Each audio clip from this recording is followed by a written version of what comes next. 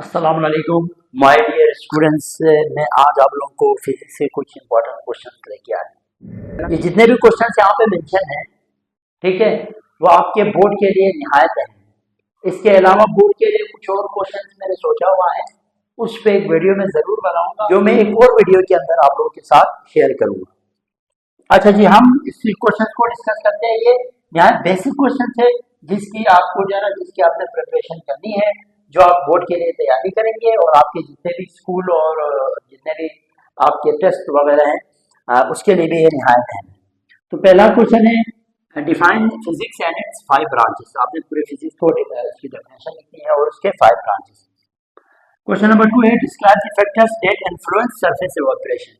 वो तमाम फैक्टर्स बता रहे हैं जो इवेपोरेशन को अफेक्ट करता है, ठीक है। क्वेश्चन नंबर 3 है, डिराइव द रिलेशन। ये काइनेटिक एनर्जी का रिलेशन आपने डिराइव करने हैं, ठीक है भाई। अच्छा, क्वेश्चन नंबर 4 है, define the term prefix, density, rest and motion. ये टर्म्स आपने डिफाइन करने हैं। क्वेश्चन नंबर 5 है, why tungsten dust melts at higher temperature than iron. ठीक है, क्यों टंगस्टन जो है ना हायर टेंपरेचर पे मेल्ट होता है आयरन से, इसकी वजह आपने बतानी है। अच्छा, क्वेश्चन नंबर 6 है, which force causes the moon to move in orbit around the earth. कौन सी फोर्स है कि जिसकी वजह से जो मून है वो अर्थ के गिर्द घूमता है। अब यहाँ पे अगर आप देखिए तो question number 7, Hooke's law, F equals to K, ये आपने बताने हैं। क्वेश्चन नंबर 8 है, define length, mass and time with units. Units के साथ इसको आपने डिफाइन करने हैं। Question number 9, state law of conservation of momentum, state law of conservation of momentum. ये मोमेंटम यहाँ पे लिखें, law of conservation of momentum and derive its formula, उसके फार्मूला के अंदर ड्राइव करने हैं। क्वेश्चन नंबर 10 है, derive first and third equation of motion. पहली इक्वेशन ऑफ मोशन और थर्ड इक्वेशन ऑफ मोशन आपने ड्राइव करने हैं। क्वेश्चन 11 है, state second law of motion and derive F equals to ma। Second law of motion को आपने जैसे उसकी स्टेटमेंट लिखने हैं और उसको प्रूव भी करना है F इक्वल्स टू ma को, ठीक है भाई। क्वेश्चन नंबर 12 है आपके पास, define equilibrium and also define its condition and state। जैसे इनके डेफिनेशन आपने लिखी। क्वेश्चन नंबर 13 है, define heat capacity and specific heat capacity, दोनों को डिफाइन करेंगे आप। क्वेश्चन नंबर 14 जो है ना आपका न्यूमेरिकल पोर्शन स्टार्ट हो रहा है। इसमें a ball is dropped from a height of 50 meter, what will be its velocity before touching the ground। Final velocity आपने इसमें मालूम करने हैं, ठीक है, और इनिशियल वेलोसिटी 0 है। टोटल हाइट आपके पास 50 metre.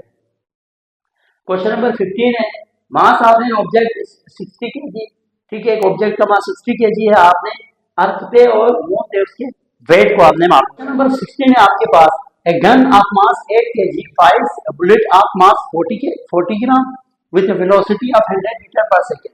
Calculate required velocity of gun. Gun की रिक्वायर्ड वेलोसिटी आपने यहाँ पे मालूम करने हैं।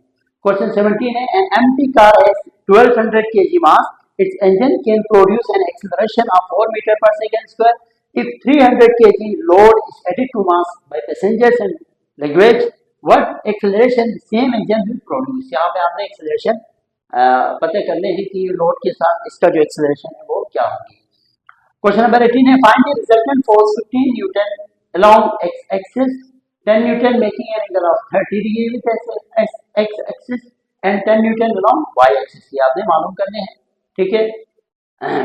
क्वेश्चन 19 है, a body is pressing a thumbtack into a piece of wood with a force of 20 Newton.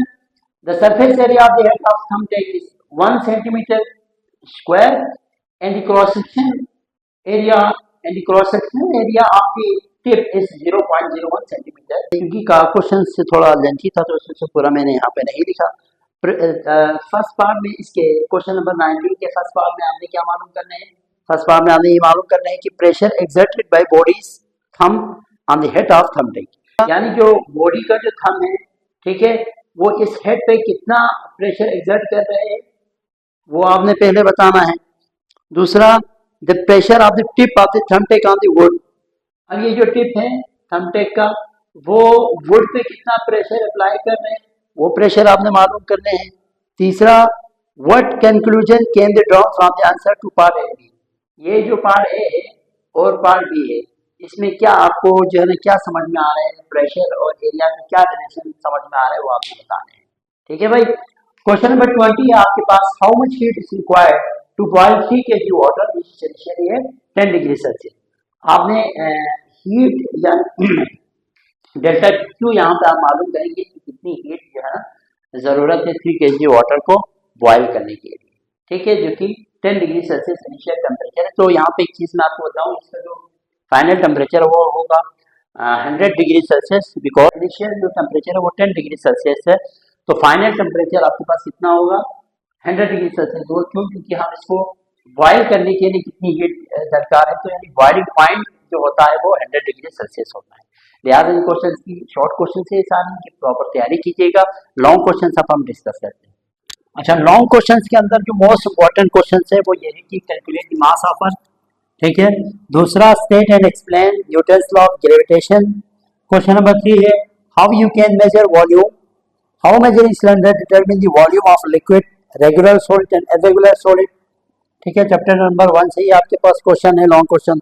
Question number 4 है, define Brownian motion, what is the difference between 3 states of matter in terms of spacing between molecules, ठीक है, कि जो हमारे पास liquid, gas और solid है उसमें molecule आपस में इनके जो डिस्टेंस है, मॉलिक्यूल का आपस में जो डिस्टेंस है वो कितना है, उस हवाले से आपने चीजों को एक्सप्लेन करना है। क्वेश्चन नंबर 5 आपके पास क्या है, describe the energy change. Energy change को आपने पूरा मुकम्मल एक्सप्लेन करना है।